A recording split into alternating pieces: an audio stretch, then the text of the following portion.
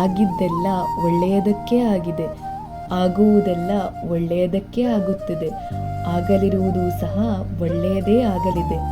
ರೋಧಿಸಲು ನೀನೇನು ಕಳೆದುಕೊಂಡಿರುವೆ? ಕಳೆದುಕೊಳ್ಳಲು ನೀನು ತಂದಿರುವುದಾದರೂ ಏನು? ನಾಶವಾಗಲು ನೀನು ಮಾಡಿರುವುದಾದರೂ ಏನು? ನೀನೇನು ಪಡೆದಿದ್ದರೂ ಅದನ್ನು ಇಲ್ಲಿಂದಲೇ ಪಡೆದಿರುವೆ.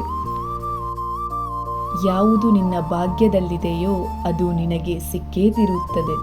ಯಾವುದು ನಿನ್ನದಲ್ಲವೋ ಅದು ನೀ ಎಷ್ಟೇ ಪ್ರಯತ್ನಿಸಿದರೂ ಸಿಗಲಾರದು. ಚಿಂತೆ ಬಿಡು, ಜೀವನದಲ್ಲಿ ಬರುವುದೆಲ್ಲವ ಬಂದಂತೆ ಸ್ವೀಕರಿಸು. ನಮ್ಮ ಬದುಕೇ ಒಂದು ಹೋರಾಟ.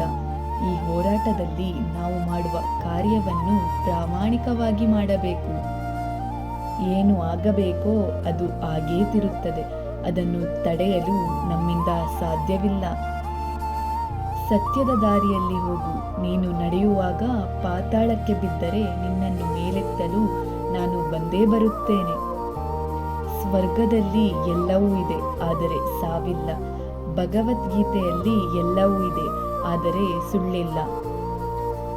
ಜಗತ್ತಿನಲ್ಲಿ ಎಲ್ಲವೂ ಇದೆ, ಆದರೆ ನೆಮ್ಮದಿ ಇಲ್ಲ. ಇವತ್ತಿನ ಎಲ್ಲ ಮಾನವರಲ್ಲಿ ಎಲ್ಲವೂ ಇದೆ, ಆದರೆ ಶಾಂತಿ ಇಲ್ಲ. ಮನಸ್ಸಿಗೆ ಮದವೇರಿದಾಗ ಸ್ಮಶಾನದಲ್ಲಿ ತಿರುಗಾಡಿ ಬರಬೇಕಂತೆ.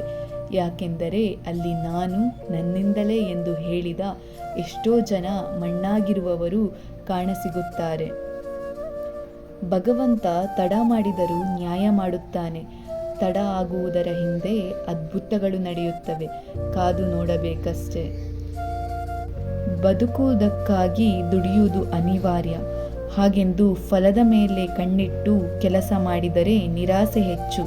ಕೆಲಸವನ್ನು ಶ್ರದ್ಧೆಯಿಂದ ಪ್ರೀತಿಯಿಂದ ಮಾಡಿದರೆ ಫಲ ಇಂದಲ್ಲ ನಾಳೆ ದೊರಕಿಯೇ ದೊರಕುತ್ತದೆ.